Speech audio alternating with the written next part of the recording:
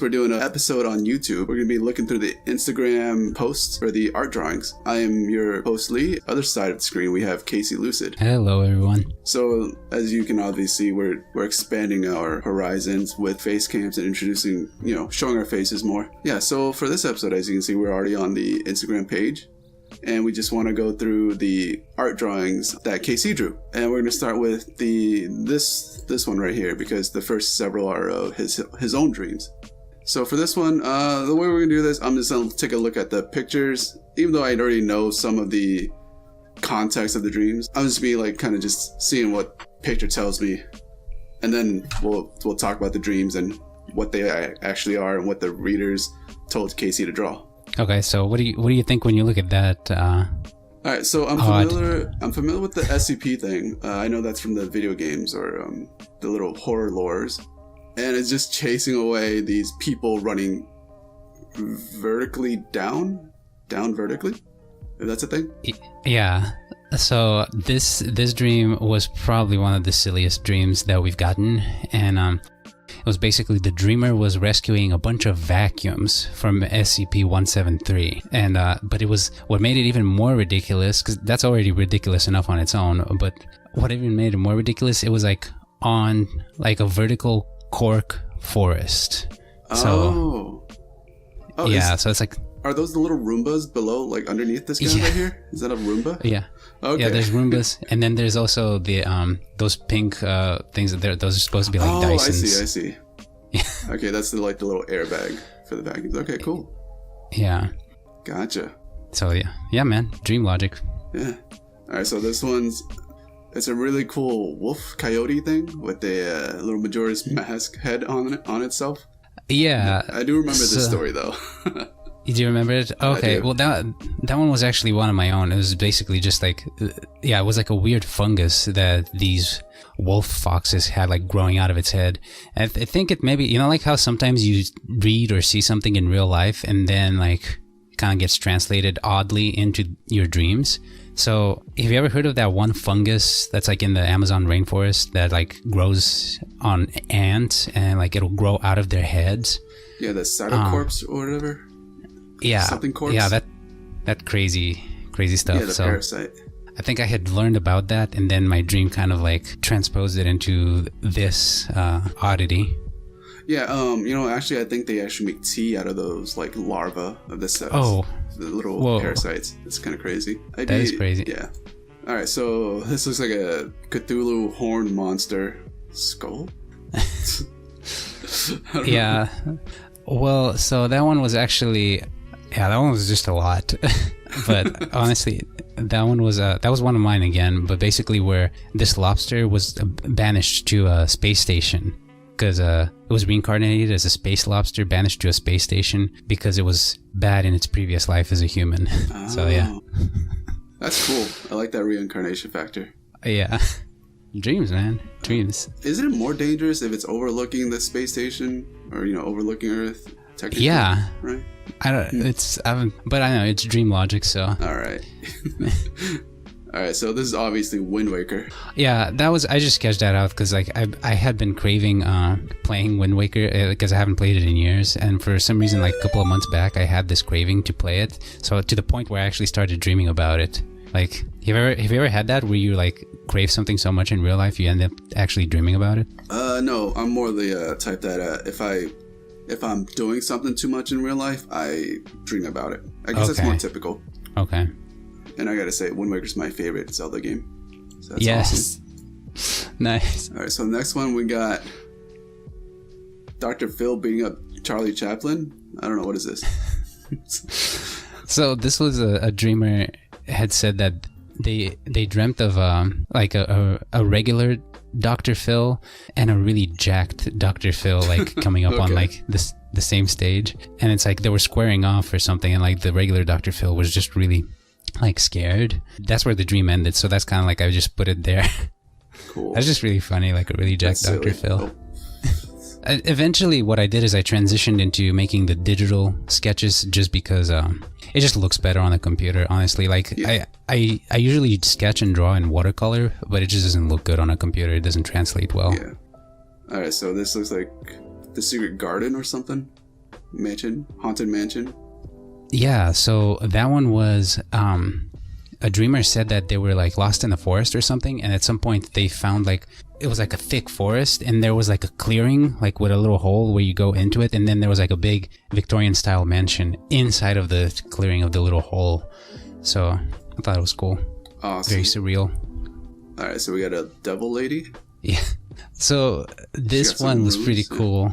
This one was really, really cool. The dreamer had dreamt that she had gone to hell, but hell was actually a place where people had like whatever they enjoyed, like all of the pleasures in real life were all located in hell, and people could indulge in them as much as they wanted to. Like there was no limit. So I thought that was an interesting take on hell.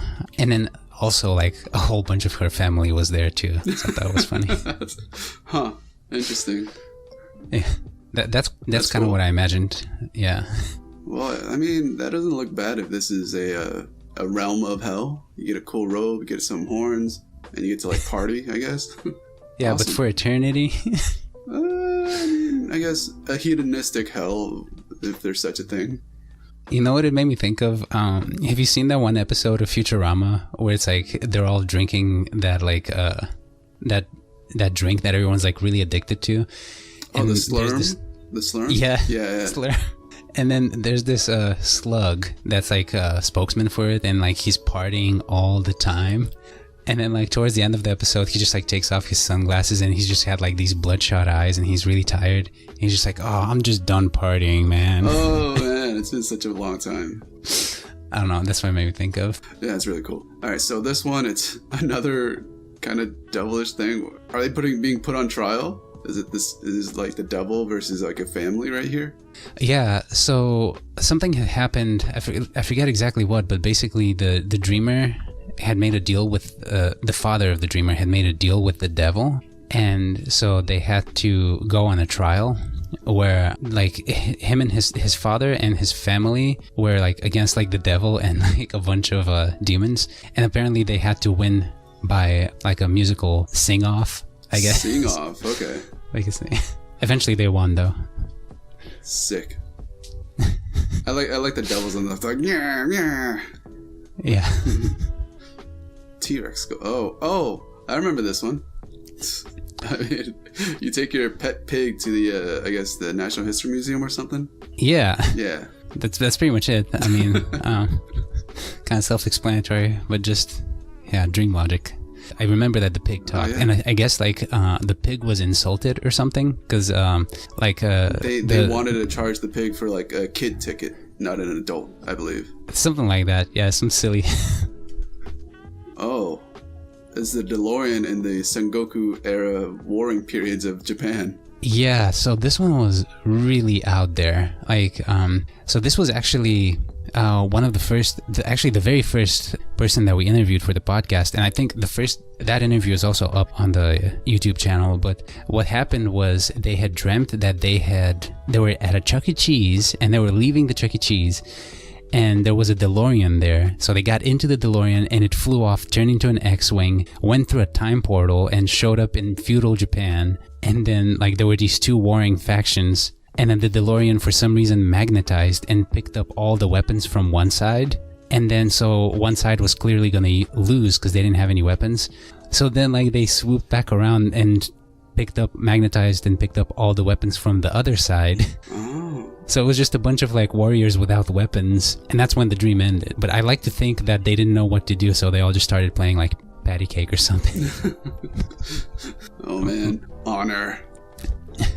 We must face the warrior's death, but we have no weapons. Although, in real life, yeah, they probably just like would fight to the death, like with fists and kicks. Is that how? Did the DeLorean fly like that? I don't remember the X-wing thing coming out of the DeLorean. No. That was just like their brain just kind of like okay. mixed match. Mixing match. Okay, gotcha. All right, we'll do one more. So the last one we have for today is this alien pig-like creature with 6 nostrils and 4 eyes. It's terrifying almost. Oh man, yeah, this one was so ridiculous. What do you like? If you had to guess, like, what do you think of? Like, what do you think the backstory is for this thing? This is like a alien sentient creature coming to sniff you or something. What is that on the side of its head? Are those horns or something? They look like teeth. They look like gums. You don't want to know what those are. No, I'm jeez. just kidding. No, it's a... Yeah, dude, I have no idea. So, like, it was a really, really quick dream. That was actually one of mine. So, like, I had fallen asleep, and, like, this is all that the dream was. This weird octopus thing just kind of, like, running up to me and saying, like, you can't be here, smacked me with its tentacle and made me wake up. That's all.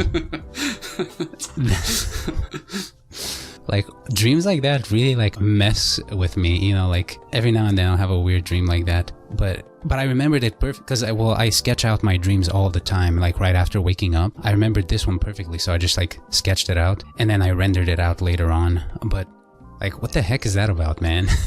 Man, that's wild. You know, this actually reminds me, in my AP history class in high school, there was this girl that interrupted the whole entire class to, like, explain her spiel on dreaming to the teacher, and the teacher just looked at her like, what is this girl saying? She's crazy. And basically she was yelling out, hey teacher, do you dream? Because I think dreams are, when you dream, that just means you're going to another realm, and you're not really sleeping, you're just like transported to a different realm, dimension when you're sleeping. And I think that's what dreams are. And everyone in the class like, what is she, what? And like, so I imagine if you actually did that, you just like transported yourself into this being's like territory. It's like, smack, go away, and you got like transferred back to like this realm.